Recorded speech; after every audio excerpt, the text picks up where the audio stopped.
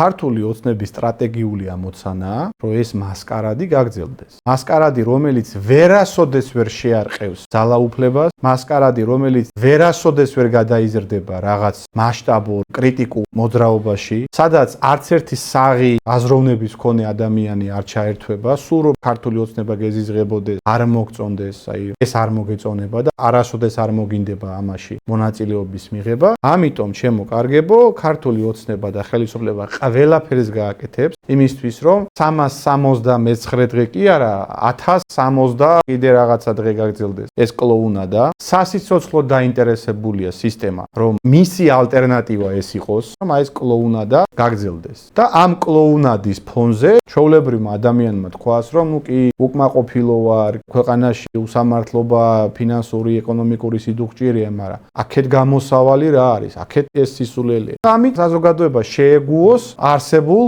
ვითარებას.